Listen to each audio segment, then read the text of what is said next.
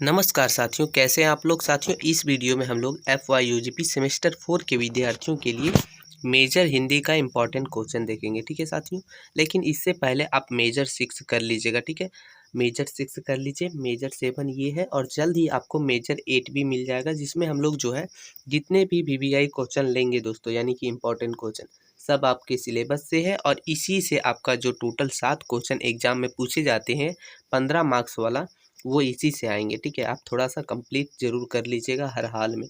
तो पहला क्वेश्चन हो जाता है, किस सृजनात्मक लेखन के अर्थ को स्पष्ट करते हुए इसके महत्व पर प्रकाश डालिए।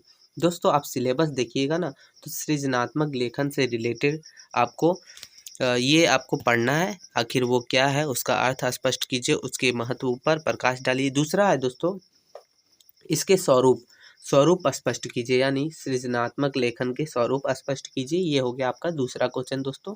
जितने भी है सब इम्पोर्टेंट है, याद रखिएगा।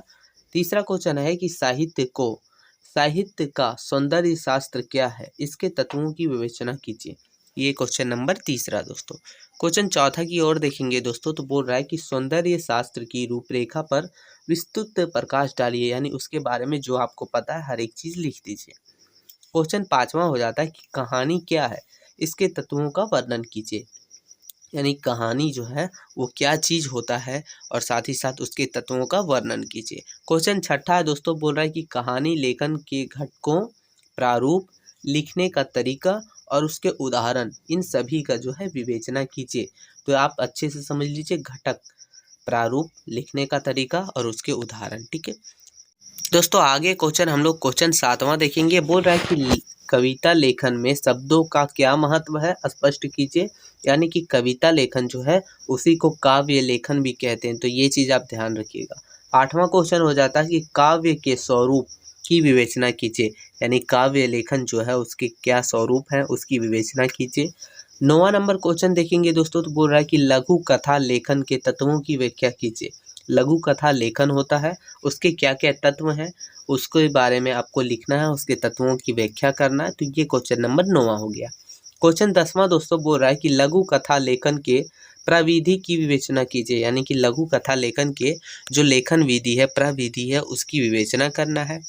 क्वेश्चन 11वां है कि उपन्यास लेखन के प्रमुख तत्वों की विवेचना कीजिए, यानी उपन्यास लेखन जो है उसके प्रमुख जितने भी तत्व हैं उसके बारे में आपको लिखना है, उसके ऊपर विवेचना करना है डिटेल में।